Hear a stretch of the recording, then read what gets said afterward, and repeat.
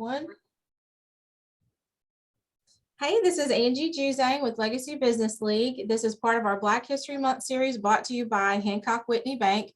I'm really excited about the guests that we have today. Our entire theme for this year is the path forward. Obviously, taking a step to look at our history and to understand where we've come from, but then also planning for our future based on where we've been. Law enforcement is a huge part of our culture and what we want to talk about this week. And we have two guests today on Legacy Talks that really can help us define what we should be looking for in terms of evolving our relationship with law enforcement and what minorities are doing to get involved. Both of these guests, they are very significant in the organizations in which they represent and within their community. So we know that there can be successes. It's not just an anomaly to have African Americans in leadership positions. And so we want to talk a little bit today about how they got to where they are and what they're doing to improve those relations and open opportunities for minorities within law enforcement. So thank you so much for being here today. We have Keith Davis, who is Deputy Commissioner of Operations for the Mississippi Department of Public Safety, and he's going to tell us a little bit more about what he does. He just kind of shared some things with me that I was not familiar with, but I'm excited and very proud of him. I've seen him in a couple of positions on the coast when he lived here and still lives here, but there you have it. And Chief Penny Jones from the Chief of Police in Vicksburg, Mississippi. Welcome. Thank you so much for being here. I'm going to start with you, Keith. Please tell us a little bit about, why did you get into law enforcement? But first, give us a little history of how you came up the ranks. So I'll start with how I decided to choose law enforcement as a career. I can't remember how old I was, but I was somewhere around 10 or 11 when my father was murdered in the city of Jackson. And I remember that night telling my siblings that I'm going to grow up one day and I'm going to be a police officer. I'm going to catch that guy. And that significant part of my life really kind of carried on throughout the years. And whenever I was asked in high school, what do you want to be when you grow up? I always said police officer. I want to be a police officer. I had the opportunity early on in high school to take a job with a company called Kmart. And Kmart's no longer around, but we all remember Kmart. And I worked in the sporting goods division of Kmart. And there was a security guard there that would walk around looking for shoplifters. And I got to start talking to him. And one thing led to another. I ended up, becoming a security guard for Kmart. And from there, obviously, the Kmart in Jackson closed one of their stores. And they offered me the opportunity to go anywhere in the state of Mississippi that I wanted to go to. So I said, send me to the coast.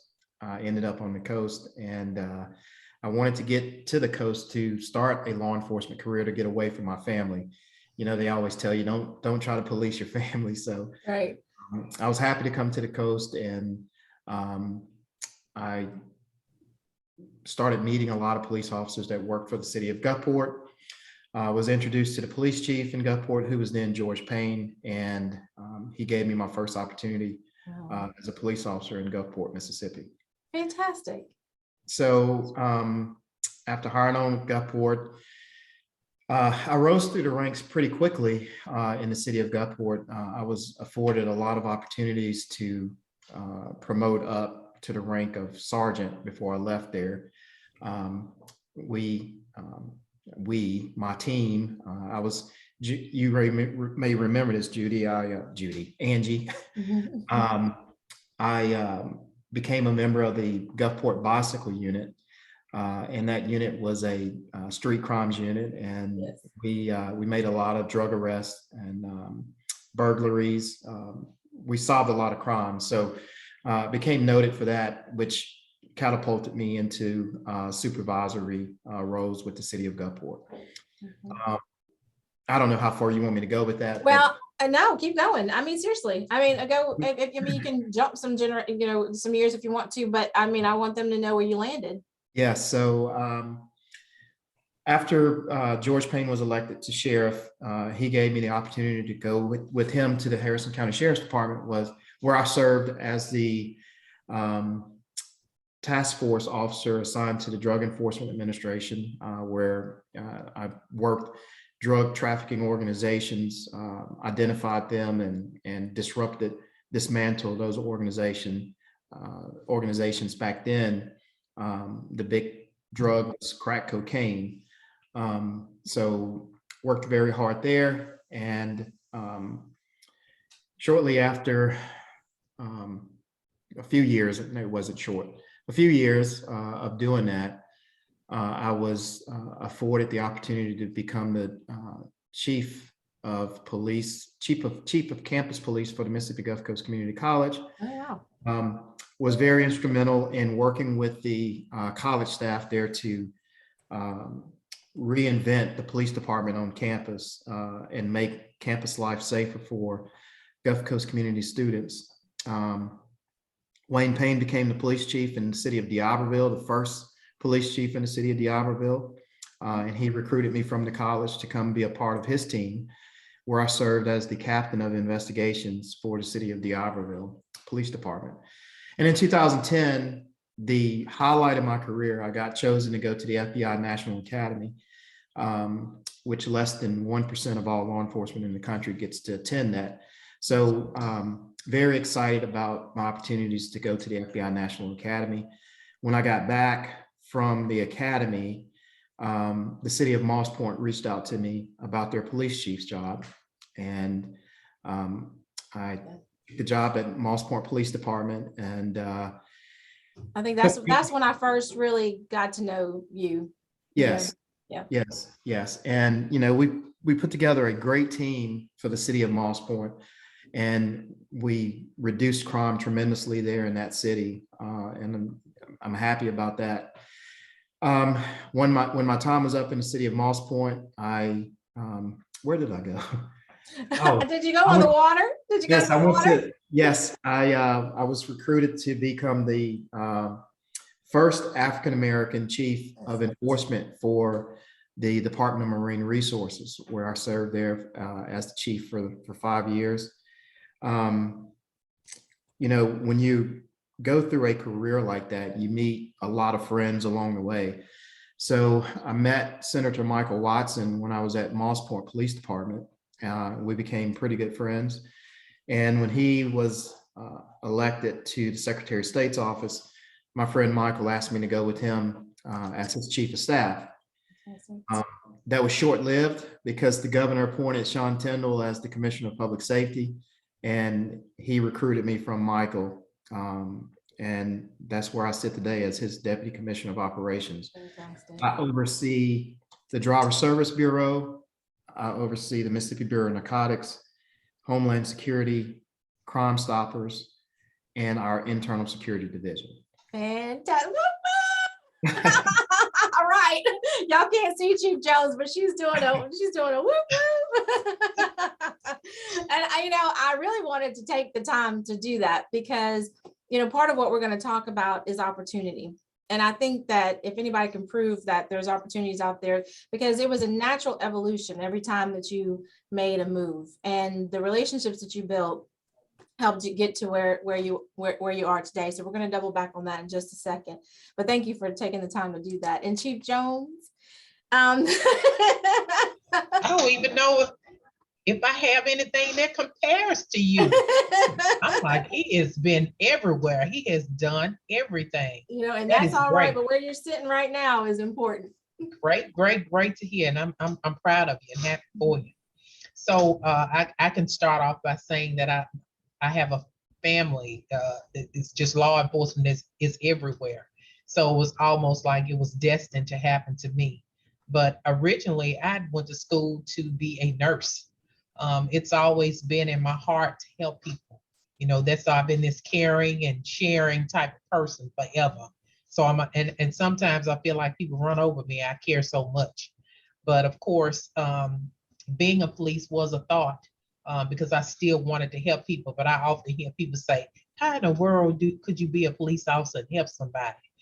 That is just like the a crazy question, because Right. being a police does not mean that you have to take people to jail all the time. And sometimes even when you take them to jail one time, you never see them again. It can actually change that person's life. So I think throughout my career, I believe I have certainly changed a lot of people's lives, because I had just hadn't been that strict police officer that I want to take you to jail. I'm going to give you some advice and I'm going to do my job. Right. But I Now, how started long off, have you been? Yeah, how long have you been? yeah, I started off in 1999. Okay. So, of course, you start off on patrol here in Vicksburg, and you have to be take a test to be promoted. We can't just say, hey, we want you to be a sergeant, lieutenant, captain, or whatever. You take a test for promotion. But I started off on patrol, of course, and I found a love for domestic violence. Being able to go back in and help a lot of victims get to a safe place. In fact, I have a domestic violence educational center that I'm getting ready to open up here soon in Vicksburg. But I had an opportunity to work on patrol, and from patrol, I found a love for crime scene and investigation. So I had an opportunity to go and work in crime scene. When I left crime scene, I went to the detective bureau. From the detective bureau, I actually started working in narcotics, and oh my goodness, that was like one of the highlights of my career, being able to work in narcotics. Of course, I was the only female in narcotics, but I truly loved narcotics. From narcotics, I ended up going back to the detective bureau, and from the detective bureau, they started. We had an exam to take for promotion for a sergeant. So I was able to take the test, and I was actually promoted to a sergeant. I was able to start running a shift at that point for the uniform patrol officers, became a watch commander. So running a shift for several years. And I ended up getting promoted again to a lieutenant while I was on patrol. And then from a lieutenant, I worked in the domestic violence unit. That is probably one of the crimes that we had, and I'm definitely gonna call it a crime that we have a lot of here in Vicksburg. So we developed a team. So I headed that team for domestic violence, and from there I became a captain, and I was over all of the patrol officers.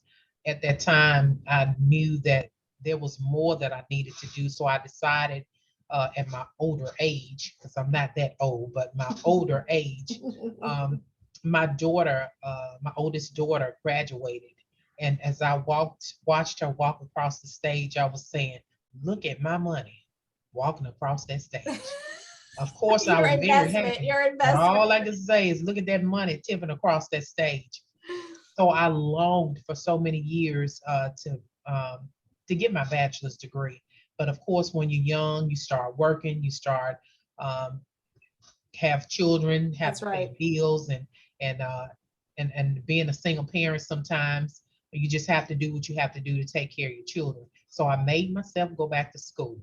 So I finally, it was tough between Yes. working a full-time job and then having the responsibilities that I had here at the police department. I did it. I got my bachelor's degree, and then I didn't want to stop. I said, I got to do something more because I saw myself succeeding here at the police department. I was just trying to learn as much as I could. So from there, I was able to get my master's degree. So I got my master's degree. Fantastic. So I've been fighting a battle as to what I wanted to do next. And then I ended up being in the spot that I'm How long have in you now. been chief now? I was sworn in July last year, 2021. Oh, fantastic. Yes, and I am the first female police chief for the city of Vicksburg Police Department. See, I'm doing this for you now. Yeah. Yes, yes. Fantastic. First female chief. Yes, wonderful. yes, And yes. you do have an African American deputy chief, right? Yes, yes, yes. So that's is it Vicksburg predominantly African American? You probably have about maybe it's almost half and half. Okay, because I saw that you have about between the 22,000. city, between the city and the county. Okay. Yeah, you have just about half and half. But I did decide that I wanted to move a little further because I thought about my PhD. So I actually went back to school. So I actually graduate in May of this year, 2022. I have a second master's degree. Woo. I don't know if I want to go back to school anymore. Yeah, I don't know. I just want to don't keep know. going. We be calling you Dr. Jones the next time we talk to you. So Now you might be right now. You Right. might be right.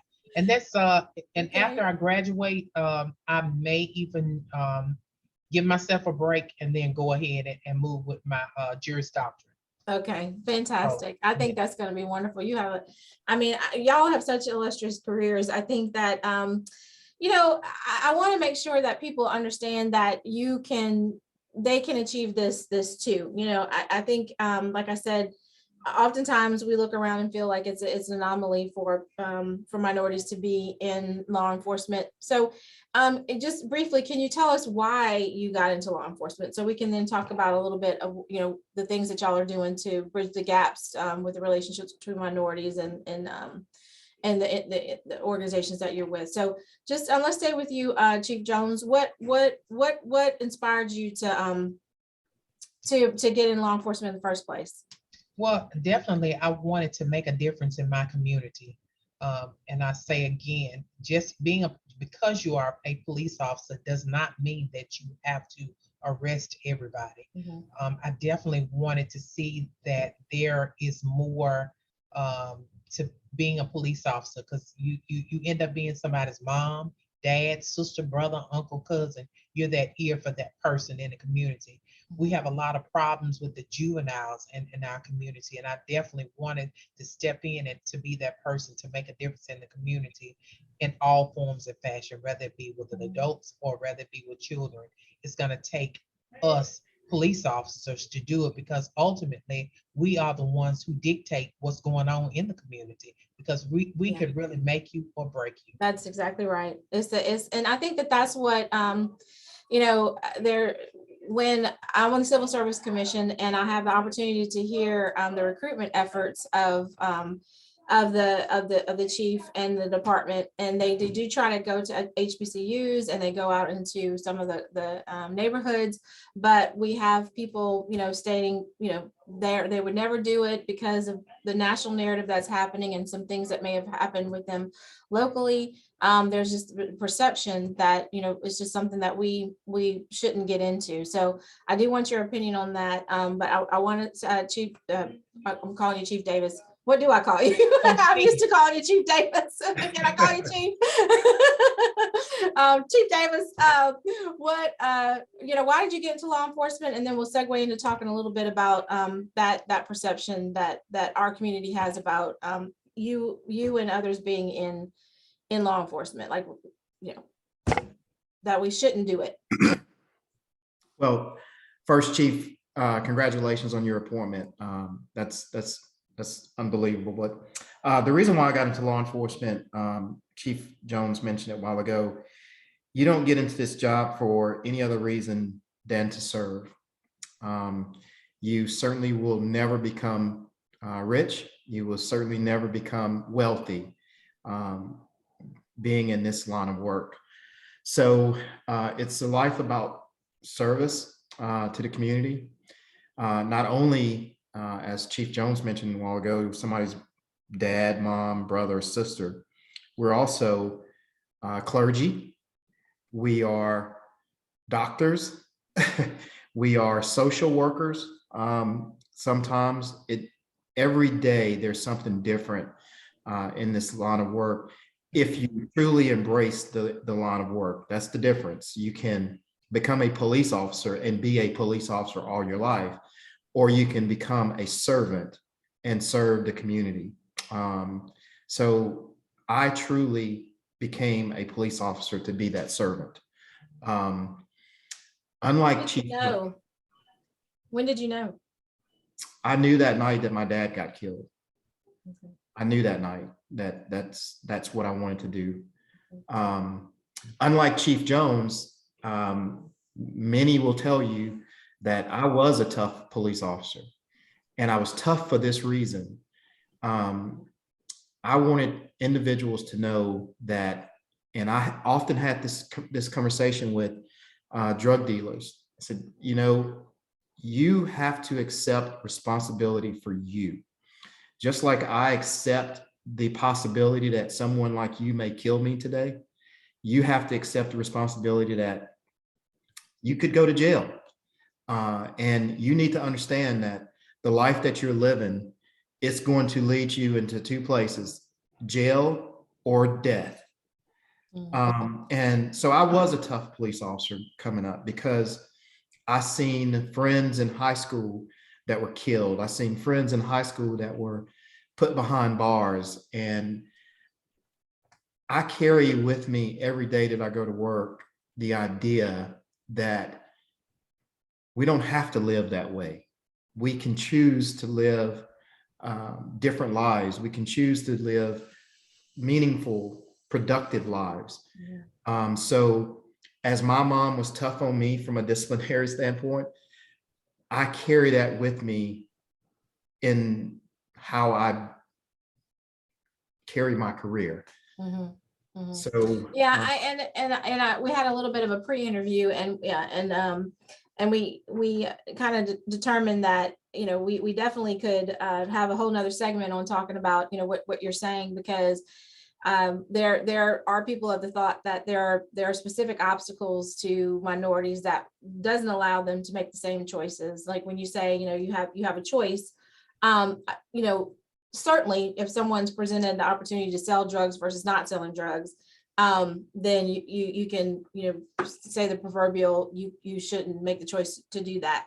But I know that you agree that there's some societal barriers that prohibit us from having the same opportunity to make the money that we think we should make to take care of our families, but that doesn't mean we need to turn to crime. And so I would love to have a panel discussion on that, you know, a longer period of time to talk about that. But in saying that, one of the opportunities is to become an officer. And in as much as we may deter our, you know, youth, I have a son that's 27. If he would ever come to me and say he was thinking about being a police officer, I would be scared to death. But for the reasons that you stated, both of you stated, is that perhaps if we're not in a position to be around the table to help make decisions, you know, about policies, about, you know, changing people's lives, you know, whispering in their ear or loudly shouting to them, don't do this. You're either going to die or you're going to go to jail. Let me stay with you, and let's talk a little bit about that. Let's talk about the opportunities that young people can have to make a career out of this, and some of the stereotypes that you face. I'm certain that, you know, I mean, just to be blatant, you know, there are people probably call you sellouts, or people that say, you know, you are catering to an industry that is systematically created to hurt minorities, and that you have to face that with friends and family, you know, all the time. Let's stay with you, Chief Keith Davis, and I just want to call you Chief. I'm just going to do it, Chief Davis, and tell us how you fought that throughout your life, and speak to the opportunity that really is there. Yeah, so being in the position and previous positions that I've held, obviously with the national narrative the way that it is, there was a stronger effort to recruit individuals who look like me. And I can tell you this, as I travel across the state and I talk to police chiefs and sheriffs, that desire to recruit more minorities is there everywhere that I go. And obviously there's so many things that contribute to not the insuccesses of hiring and recruiting minorities, but I just want your listeners to know that there are opportunities if we make ourselves available to those opportunities, and they're rewarding opportunities. You know, not to get into any particular event that has happened in the last several years, but there was one city where young man was killed. And when I went through the FBI briefing on that particular killing, I learned that the police department, which did not look like the community, they were, predominantly white men and women policing an African-American community.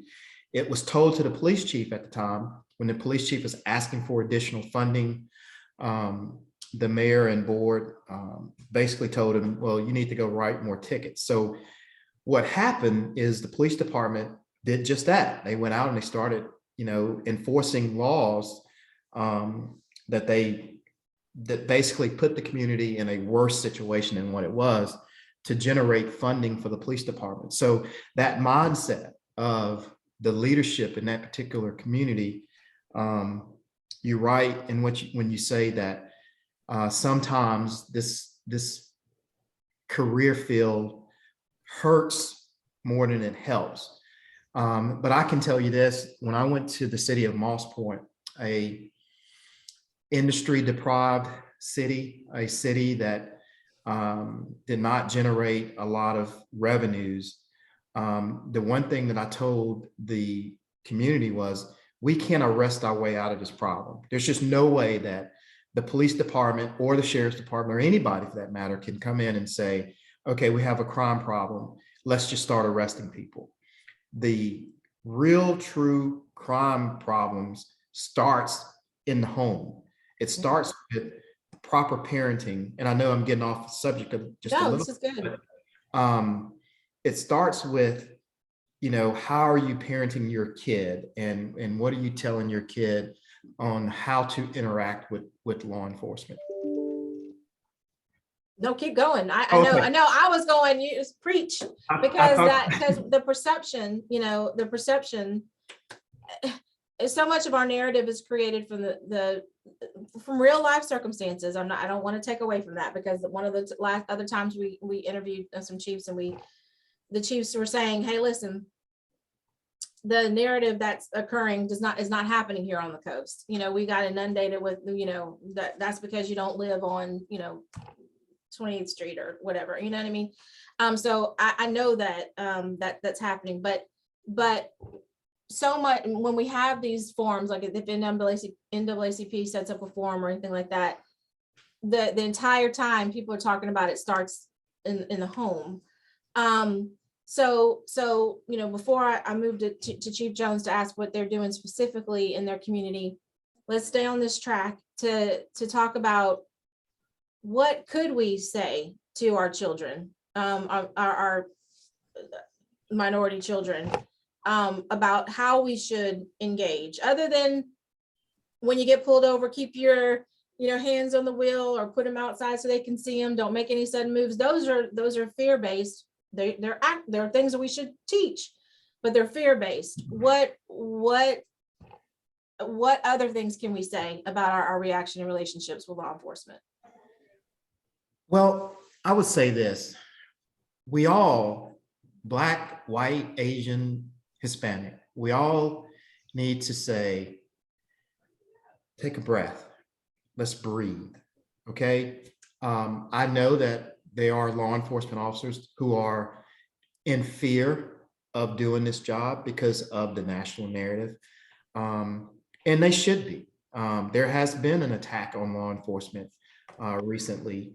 So if we all would just take a deep breath and say, okay, this person is not here to harm me, I think we would get so much further along in what you just asked me on what can we be talking about when those two sectors of the community comes together, law enforcement and the community. If we would just take a breath and say, this person is not here to harm me, I think it goes a long way. Yeah. But of course, there are things that you should do when you interact with law enforcement, and that is what you just described. Don't make any sudden movements. Try to approach the interaction calm. I tell my colleagues this all the time. I said, listen, and I told my police officers this. I said, listen, You may roll up on Main Street in Martin Luther King, and there's a group of guys there, and they may be screaming at each other, they may be talking loud. They're not mad at nobody.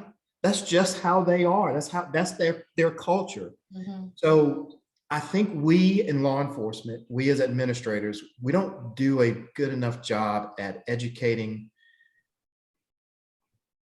culture. Yeah. Whether it's Black culture, whether it's white culture, we don't educate that.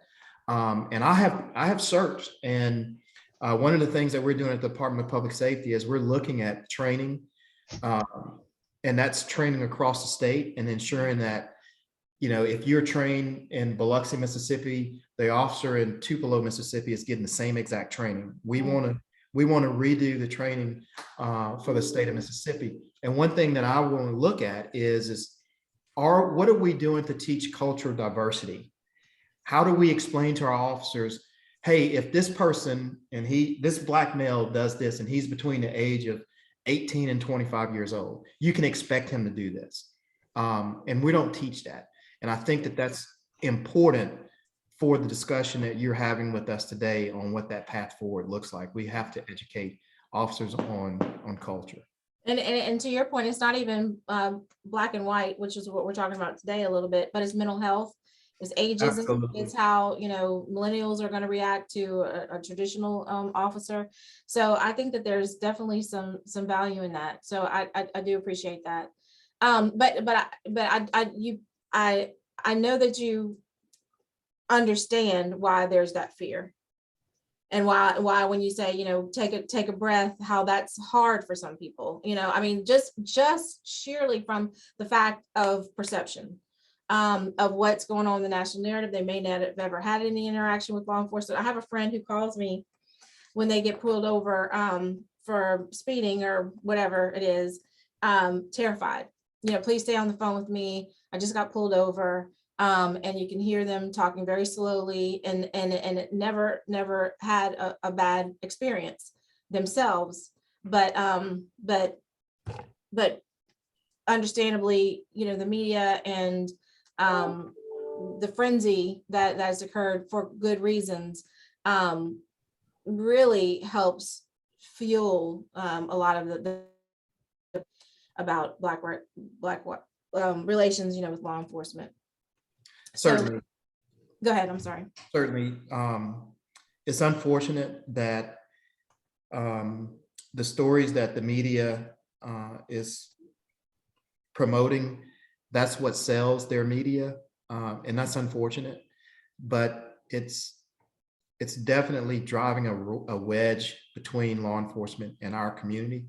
And it's unfortunate, but that's what sells. So we have to deal with it. But I can tell you, as far as the administrations that I have been associated with, the actions of what you're seeing on the national level is not tolerated. It's just not.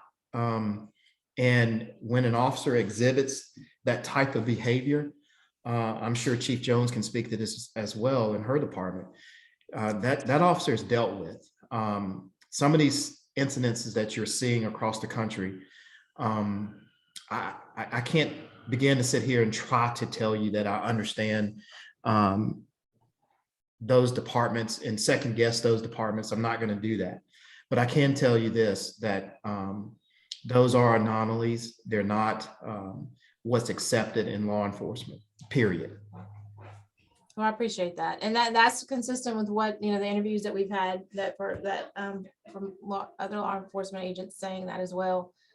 Chief Jones, do you want to piggyback on anything he's saying? And then I also just want to segue into just hearing some of the things that y'all may be doing specifically within your community. If there's any outreach that you're doing to increase awareness of the careers that you have within law enforcement, in addition to interacting, with people on a basis other than arresting them, through education, things like that. So you're welcome to comment on anything that Keith said here today, or just go right into letting us know what y'all are doing specifically. Okay. I'm gonna piggyback off of some of the things that he said, but now at this point, I'm definitely trying to change the narrative of what people think about us in our community. And I can only encourage people, you know, they always saying the police are bad, they're corrupt, they're this, they're that. But what you do is you get in, you come change the narrative. Those officers that, the corrupt officers that dealt with Breonna Taylor, with Michael Brown, with George Floyd, you come in and you be the person to change that. This agency that was writing all these citations to people in this specific area, minorities, you come in, you be that police officer, you investigate it, you get everything that you need to do to show that this is not right. You be the police officer to break that barrier. If you're not the one that's going to do it, who's going to do it? So we're going to continue to talk about this over and over again. Who's going to change what the police are doing? Who's going to fix it? You fix it. You just become that officer who can get it done. So, and what one thing that I'm trying to do is we getting out there in the community. We knocking on doors, talking to the community, asking, hey, what's going on in your community? I want them to see my officers' faces. So if they see them in the store, and the kids, when they see them, they'll remember, hey, this officer came to my house. They didn't just come to my house to take my mom or dad to jail. They came to our house because they want to know what's important for us, what we can actually do to help them. We in mental issues. I have not seen so much go on in the community with so much mental illness. So we've been doing a lot of training as far as mental illness is concerned, because I don't want my officers to hurt anybody, especially when this is their issue. It's not because they want to be the bad guy out in the street. I want people to see that I could do this or I could do that. This person has a mental issue, and I want my officer to be able to deal with them accordingly. So, and another thing that we're having, I'm having problems with money. You know, getting into this career, I'm in it because I love it. Like you said, it's not like I'm gonna be rich. I'm gonna be a millionaire when it's time for me to retire. I definitely want to be comfortable, but getting into this job is personal. It's gonna be what you like to do. We don't make you. I gave my guys a good example. You can go to Wendy's now and make $14 an hour flipping a burger. Okay, so you go to a law enforcement agency and they're paying $15 an hour for entry-level police. So you're in your mind, you're saying, do I want to flip a burger? Do I want to get shot at?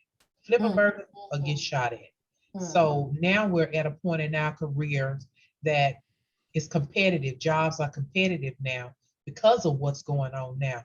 99's things that were going on in 99, totally different than what's going on in the 2021, 20, 21, 22. Everything has changed. So now you almost have options as to what you want to do now, because you got so many. Amazon, they're paying their workers $18, $25 an hour. So you still going back between, do I want to make a difference in my community to change some things? Or do I want to just go ahead and get me a job, start making me some money to help take care of my kids?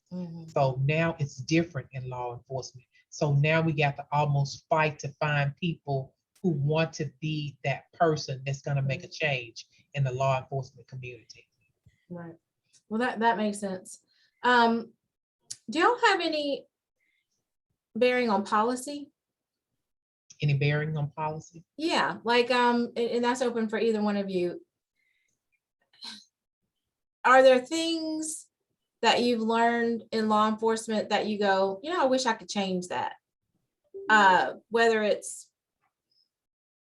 I don't know, and not necessarily, you know, sentencing or things like that, even though that's a, you know, a whole nother legacy talks, and, you know, the equitable sentences. Right. Well, I have changed some of the policies since I've been here, some things that I've wanted to change. One policy that I would love to see change, and I can't go so much into details about it, but I had an incident with one of my officers just recently, which caused a great controversy. In fact, I think the video went viral.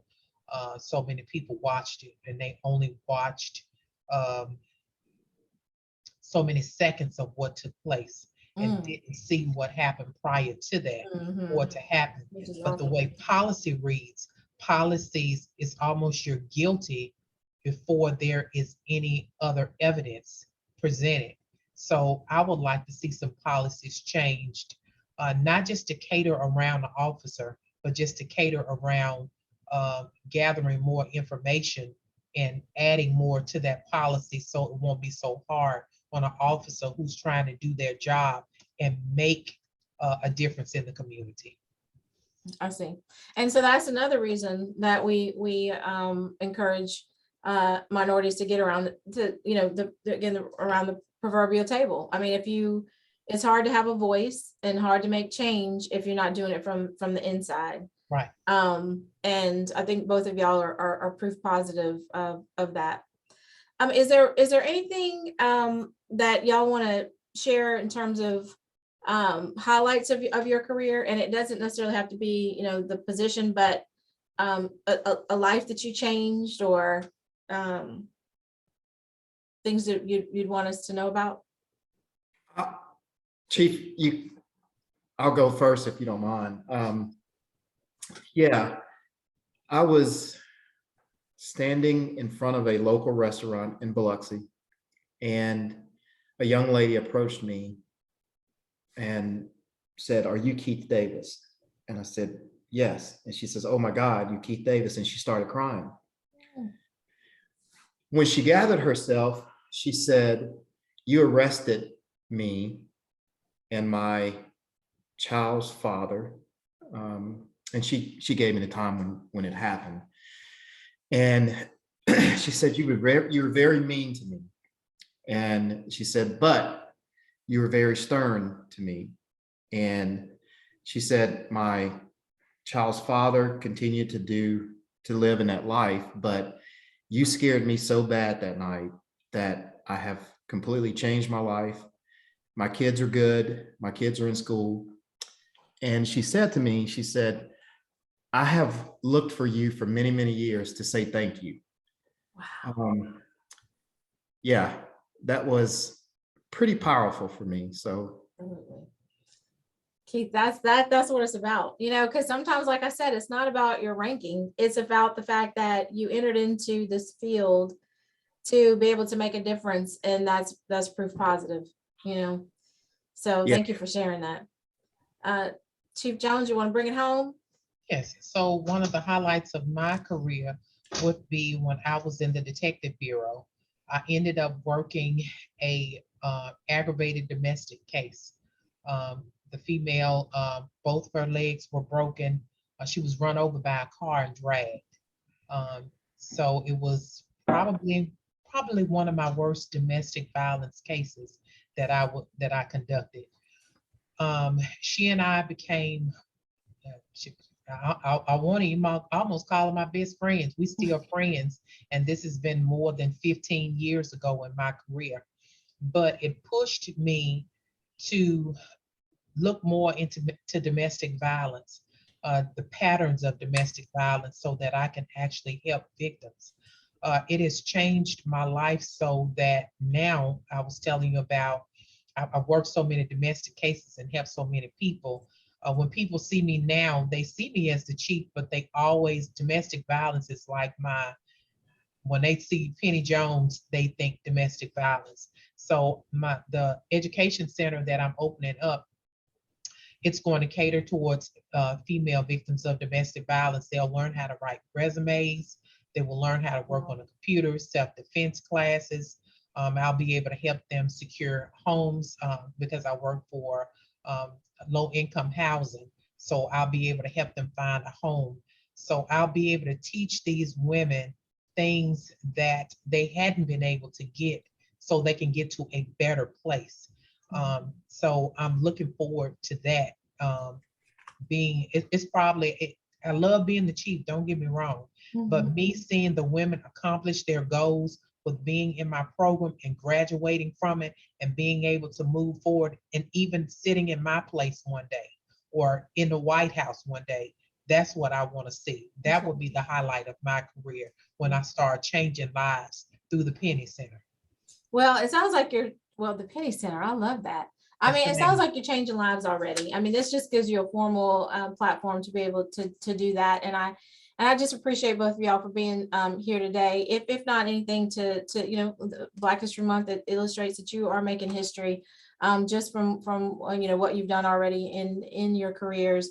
And I'm going to share this with some various venues that will hopefully assist in the recruitment of those that can be in the same type of position and change lives and change the relationship that we have with law enforcement, because it just seems, and I'm very influenced by the media, but I want it to get better. I won't say it's the worst that I've seen in a long time, but for lots of reasons, I want to help in getting better.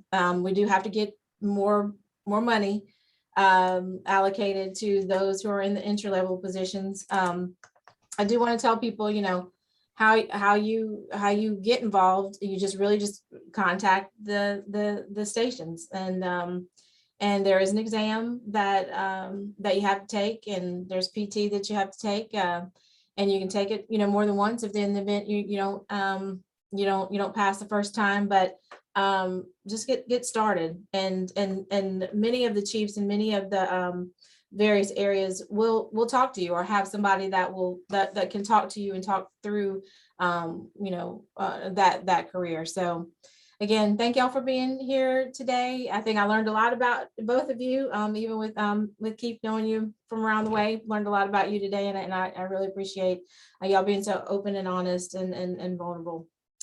So please continue to tune in for the Black History Month series that we have going on for the rest of the week.